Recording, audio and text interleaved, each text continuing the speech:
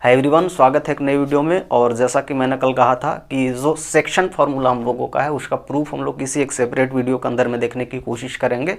आज हम लोग सेक्शन फार्मूला देखेंगे, किस तरह से उसका प्रूफ आता है, कहाँ पर इम्प्लीमेंट कर सकते हैं, और बेसिकली आपको एक नॉलेज मिल जाएगी, क्लियर कट एस्पेक्ट मिल जाएगा कि किस तरह से हम लोग सेक्शन फार्मूला को प्रूफ कर सकते हैं। सेक्शन फार्मूला को प्रूफ करने के लिए बहुत ज़्यादा चीज़ों की ज़रूरत नहीं है।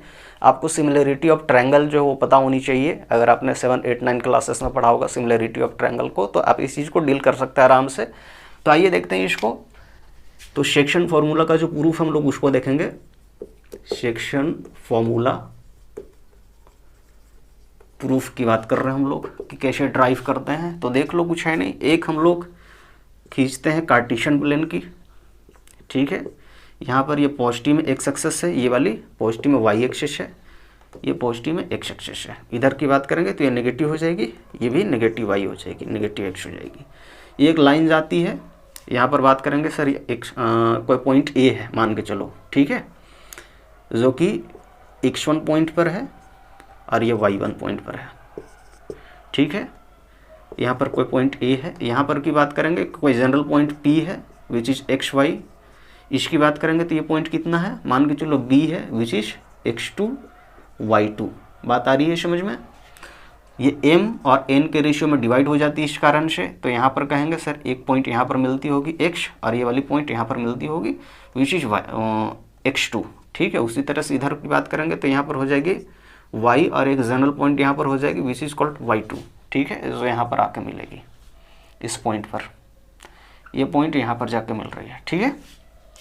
कुछ है नहीं इसके अंदर में, आप देख लो, कुछ है नहीं इसके अंदर में। और सिमिलरिटी आपको पता होना चाहिए। तो जैसा हम लोग अगर इसको ऐसे मिला दें तो एक ये ट्रायंगल बन जाती है, ठीक है। ये एक ट्रायंगल बन गई, यहाँ पर कोई पॉइंट P है। दूसरा इसको ऐसे मिला देते हैं तो कहेंगे एक ये ट्रायंगल बन गई। आप देख सकते हैं कि ये ट्रायंगल और इस ट्रायंगल की बात करेंगे तो ये 90 डिग्री होगी, यहाँ पर भी 90 डिग्री होगी, और ये दोनों सिमिलर है। तो सिमिलर है तो हम लोग क्या लिख सकते हैं, कहेंगे सर इतना, चूंकि अब जब भी सिमिलरिटी वाला कॉन्सेप्ट को यूज करते हैं तो वहाँ पर आप देखते हैं कि या तो एंगल जो है वो एक जैसा होना चाहिए, और दूसरी बात है कि रेशियो जो उनके साइड का वो बराबर होती है। तो रेशियो साइड का बराबर होता है तो यहाँ पर हम लोग नाम दे देते हैं कि दिस इज D, और इसको हम लोग E नाम ले देते हैं। तो इसका मतलब क्या हो जाएगी, कहेंगे सर ये वाली जो रेशियो होगी, यानी AP की बात कर रहे हैं, ठीक है। तो AP डिवाइडेड बाय यहाँ से यहाँ पर की बात करेंगे तो कहेंगे sir PB is equal to कितना हो जाएगा, तो कहेंगे सर AD इस ट्रायंगल की, और इस ट्रायंगल की कितनी हो रही है, तो कहेंगे PE के बराबर। तो इसका रेशियो जो होगा उसी तरह से हम लोग PD लिखें इस ट्रायंगल का, तो कहेंगे सर PD और डिवाइडेड बाय ये कितनी आ जा रही है, कहेंगे B से E। तो ये जो रेशियो होगा वो बराबर होगा, क्योंकि आप देख सकते हैं ये ट्रायंगल और ये ट्रायंगल क्या है, सिमिलर है। तो सिमिलरिटी हम लोग इस कॉन्सेप्ट को यूज कर सकते हैं। ऐसे सिमिलरिटी भी हम लोग पढ़ने की कोशिश करेंगे बाद में। तो बेसिकली हम लोग को ये निकल के आती है। अब हम लोगों को पता है कि अगर हम लोग AP लिख रहे हैं तो A से P कहाँ पर है, ये वाली, यानी इसका वैल्यू हम लोग M लिखेंगे।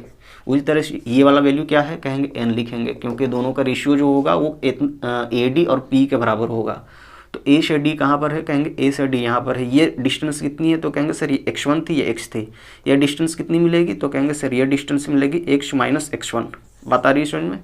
तो कहेंगे सर ये डिस्टेंस मिल रही है हम लोगों को x माइनस x1। उसी तरह से हम लोग इस डिस्टेंस की बात करेंगे तो कहेंगे इस ट्रायंगल में आपको मिल जाएगी कहाँ तक, इतना का डिस्टेंस चाहिए।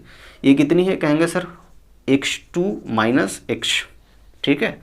तो x2 माइनस x। उसी तरह से हम लोग लिखें यहाँ पर तो क्या लिखेंगे, कहेंगे सर ये डिस्टेंस चाहिए, यानी y में से y1 को माइनस कर देंगे तो ये डिस्टेंस मिलेगी। तो कहेंगे सर y में से y1 को माइनस कर देंगे और फिर यहाँ पर y2 माइनस y की बात करेंगे। तो ये बेसिकली ये हम लोगों को निकल के आती है। अब हम लोग सिर्फ इतना लेके आगे बढ़ रहे हैं, ठीक है, क्योंकि आप एक बार इतना इक्वल टू इतना लिखेंगे फिर इतना इक्वल टू इतना भी लिख सकते हैं, बेसिक सी बात है। तो इसका मतलब क्या नज़र आएगी, कहेंगे सर इसका मतलब नज़र आती है इसको क्रॉस करने पर mx2 माइनस में mx, इस चीज़ को इधर कर दिए तो कितना आ जा रही है, कहेंगे सर nx माइनस में nx1, ठीक है। अब हम लोगों को यहाँ से कहेंगे सर x को एक साइड कर दे तो उधर प्लस हो जाएगी, ये वाली इधर माइनस हो जाएगी। तो m और x2 हो गई, इधर से प्लस में nx1 हो गई। इसकी बात करेंगे तो क्या हो जा रही है, कहेंगे सर x कॉमा हो गई और इधर से m प्लस n हो गई, ठीक है।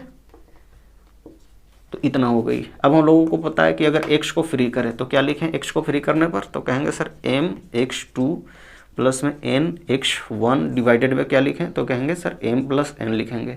सिमिलरली क्या आप लिख सकते हैं इस बात को, तो सिमिलरली यहाँ पर आप ये भी लिख दो, सिमिलरली कितनी आती है, तो कहेंगे sir y is equal to क्या हो जाएगी, तो कहेंगे sir y is equal to हो जाएगी my2 प्लस में ny1 डिवाइडेड बाय क्या हो जाएगी m प्लस n। तो इसीलिए जब आप इस लोकेशन को निकालते थे p इज इक्वल टू, तो p को हम लोग ट्रिपल लाइन से दिखाते थे और यहाँ पर x का वैल्यू क्या आ चुका है, कहेंगे सर mx2 प्लस में nx1 divided by m plus n, और साथ में हम लोग लिखते थे तो my2 प्लस में ny1 divided by m plus n लिखते थे, और यही इसका प्रूफ भी है। इसी तरह से जो एक्सटर्नल प्रूफ है, एक्सटर्नल चूंकि आप देख रहे हैं यहाँ पर इंटरनली डिवाइड किया हुआ है, यानी पॉइंट अंदर में है और इस लाइन को डिवाइड करता है। अगर आपने पॉइंट को बाहर मान लिया तो करना कुछ नहीं होता, सिर्फ यहाँ पर माइनस आ जाएगी क्योंकि एक जगह पर घट जाती है, बेसिक सी बात है। तो ये आप कर लीजिएगा एक्सटर्नल डिवीजन वाला। और साथ साथ में अगर मिड पॉइंट का यहाँ पर आपको पूछा जाता है कि मिड पॉइंट का फॉर्मूला कहाँ से आता है, तो मिड पॉइंट फॉर्मूला आप ये भी देख लो, ठीक है। मिड पॉइंट सेक्शन फार्मूला की बात कर रहा है, तो जैसे हम लोगों को पता है कि ये वाली और ये वाली बराबर हो जाएगी, यानी कि मिड पॉइंट में क्या होगी, कहेंगे m is equal to n हो जाएगी। तो m is equal to n हो जाएगी तो ये क्या हो जाती है, कहेंगे p इज इक्वल टू हो जाएगी हम लोगों की, चूँकि m n बराबर है और दोनों 1 1 मान के चलो हम लोगों ने ले लिया, तो m प्लस n कितनी हो जाएगी, कहेंगे सर 2 हो जाएगी नीचे से, और बाकी ये भी 1 है ये भी 1 है, तो x2 प्लस में x1 हो जाएगी।